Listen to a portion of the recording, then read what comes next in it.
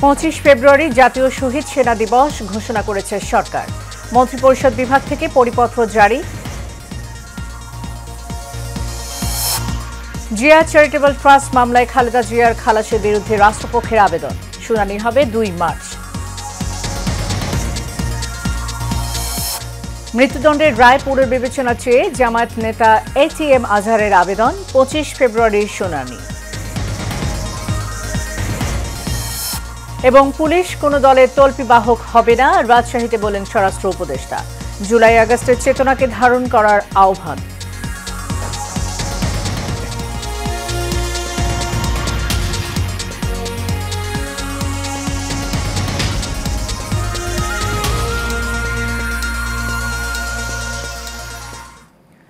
স্বাগত এশিয়ান নিউজের সাথে আছি সাবরিনা জিয়া।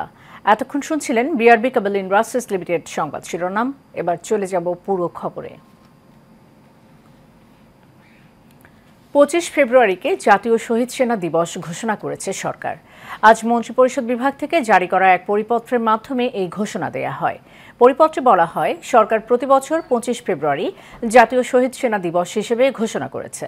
এই দিবসে সরকারি ছুটি থাকবে না এবং এটিকে গ শ্রেণীভুক্ত দিবস হিসেবে অন্তর্ভুক্তির ঘোষণা দেওয়া হয়েছে। এই সিদ্ধান্ত যথাযথভাবে প্রতিপালনের জন্য সংশ্লিষ্ট সকল মন্ত্রণালয়, বিভাগ ও সংস্থাকে নির্দেশ দেওয়া হয়।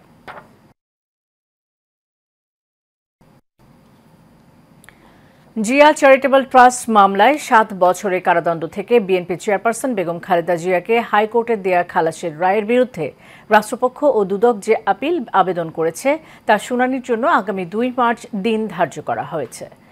আপিল বিভাগের জ্যেষ্ঠ বিচারপতি মোহাম্মদ আশফাকুল ইসলামের নেতৃত্বে 3 বিচারপতির বেঞ্চ শুনানির এই দিন ধার্য করেন। গত 16 ফেব্রুয়ারি বেগম জিয়ার খালাসের রায়ের বিরুদ্ধে আপিল বিভাগে আবেদন করে রাষ্ট্রপক্ষ। এর আগে 27 নভেম্বর জিয়া চ্যারিটেবল ট্রাস্ট মামলায় বিএনপি চেয়ারপারসন খালেদা জিয়াকে খালাস দেন হাইকোর্ট। বিচারপতি AKM আসাদুজ্জামান ও বিচারপতি সৈয়দ এনায়েত হোসেনের হাইকোর্ট বেঞ্চ এই রায় দেন।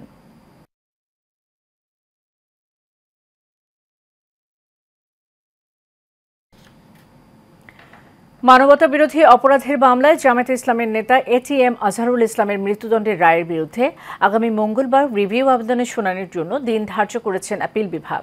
সকালে বিচারপতি মোহাম্মদ আশফাকুল ইসলামের নেতৃত্বাধীন আপিল বিভাগ শুনানির জন্য এই দিন ধার্য করেন। আদালতে বিষয়টি শুনানির জন্য উপস্থাপন করেন অ্যাটর্নি জেনারেল মোহাম্মদ আসাদুজ্জামান। 2019 সালের 23 অক্টোবর মানবতা বিরোধী অপরাধের মামলায় জামায়াত নেতা ATM আজহারুল ইসলামের মৃত্যুদণ্ডের রায় বহাল রাখেন আপিল বিভাগ। মুক্তিযুদ্ধ চলাকালে রংপুর অঞ্চলে 1256 ব্যক্তিকে গণহত্যা, 17 জনকে অপহরণ, 1 জনকে ধর্ষণ, 13 জনকে আটক, নির্যাতন ও গুরুতর জখম এবং শত শত বাড়িঘরে লুণ্ঠন ও অগ্নিসংযোগের মতো 9 ধরনের 6টি মানবতা বিরোধী অপরাধের অভিযোগ আনা হয় ATM আজহারের বিরুদ্ধে। এসব অভিযোগের মধ্যে 1 নম্বর বাদে বাকি 5টি অভিযোগে তাকে ট্রাইব্যুনাল মৃত্যুদণ্ড দেন।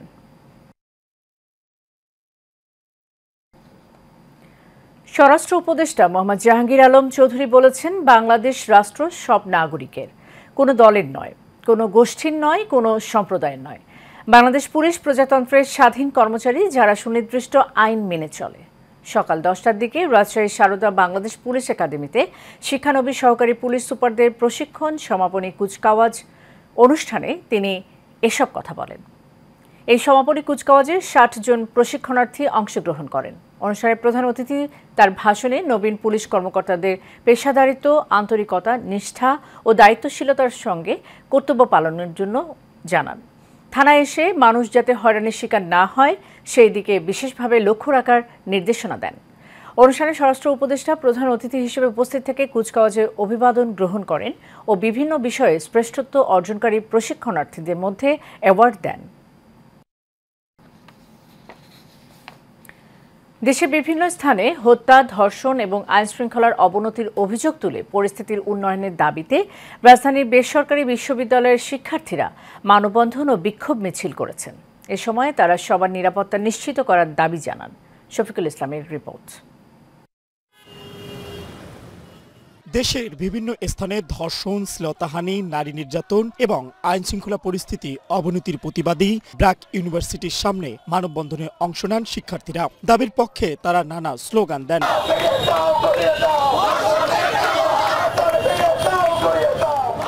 বিক্ষোভে অংশ নেওয়া শিক্ষার্থীরা নারীর নিরাপত্তা নিশ্চিত সহ সার্বিক আইন শৃঙ্খলা পরিস্থিতি উন্নতির দাবি জানান।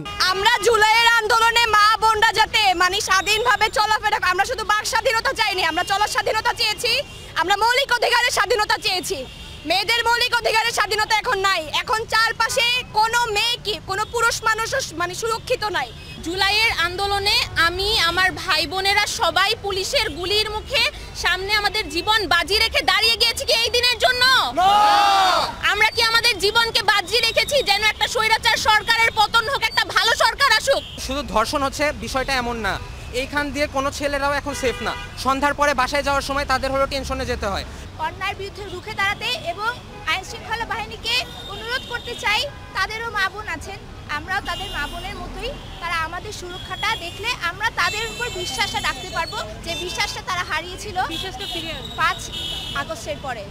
নাগরিক নিরাপত্তা জোরদারের দাবিতে north south university, east West university এবং ড্যাফোডিল ইন্টারন্যাশনাল ইউনিভার্সিটি সহ বেশ কয়েকটি ইউনিভার্সিটি আজকের কর্মসূচি পালন করেছে।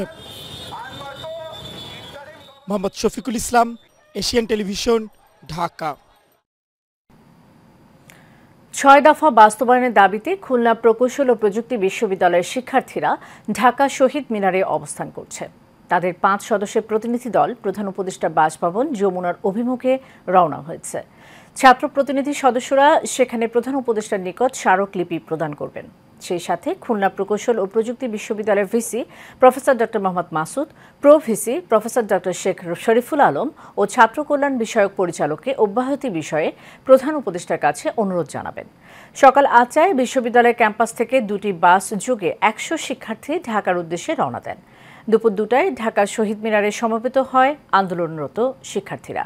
পরে আলোচনা শেষে 5 সদস্যের একটি প্রতিনিধি দল প্রধান উপদেষ্টা বাসভবন যমুনায় যাওয়ার সিদ্ধান্ত নেওয়া হয়। এছাড়া কুয়েতের শিক্ষার্থীদের বিভিন্ন সমস্যা নিয়েও কথা বলবেন।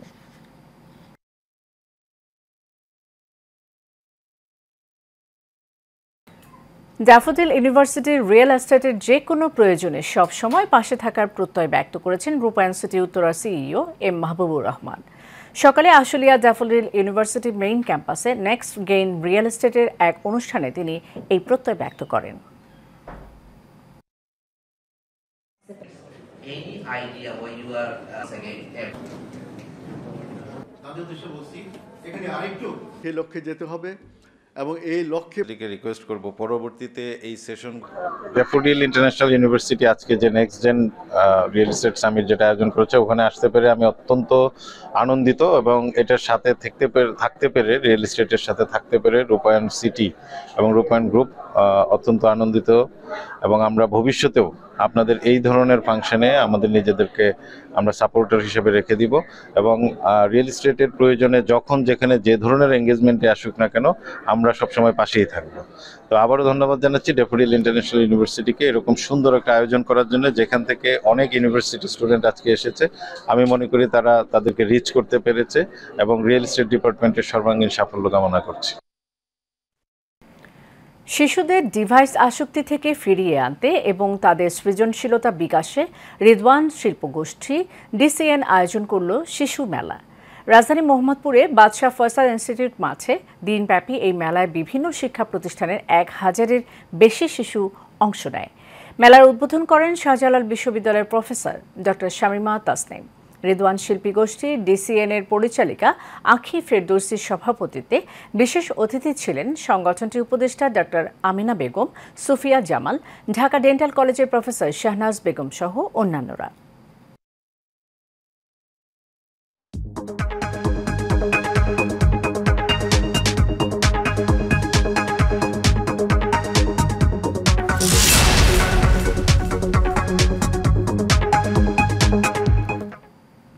এক্সিম ব্যাংক বাণিজ্য সংবাদ।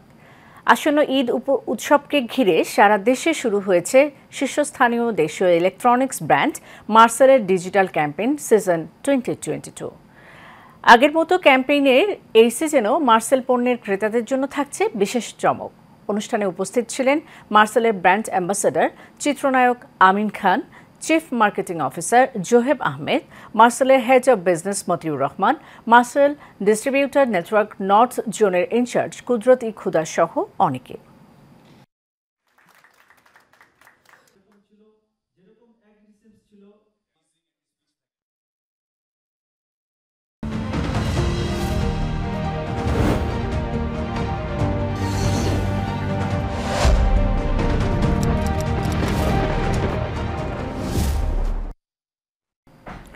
ইতালি মিলানে বাংলাদেশ কনস্যুলেট জেনারেলের উদ্যোগে শহীদ দিবস ও আন্তর্জাতিক মাতৃভাষা দিবস পালিত হয়েছে।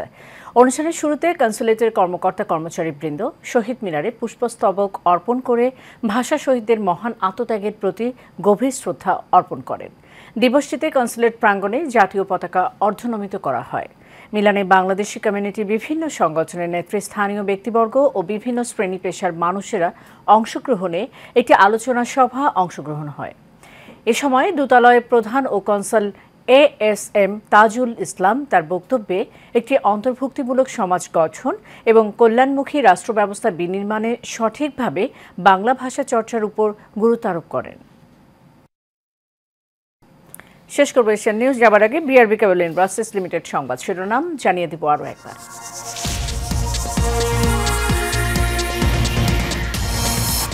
25 ফেব্রুয়ারি জাতীয় শহীদ সেনা দিবস ঘোষণা করেছে সরকার। মন্ত্রিপরিষদ বিভাগ থেকে পরিপত্র জারি। জিয়া চ্যারিটেবল ট্রাস্ট মামলায় খালেদা জিয়ার খালাসের বিরুদ্ধে রাষ্ট্রপক্ষের আবেদন, শুনানি হবে 2 মার্চ। মৃত্যুদণ্ডের রায় পুনর্বিবেচনা চেয়ে জামায়াত নেতা ATM আজহারের আবেদন, 25 ফেব্রুয়ারি শুনানি। এবং পুলিশ কোনো দলের তল্পিবাহক হবে না, রাজশাহীতে বললেন স্বরাষ্ট্র উপদেষ্টা। জুলাই আগস্টের চেতনাকে ধারণ করার আহ্বান।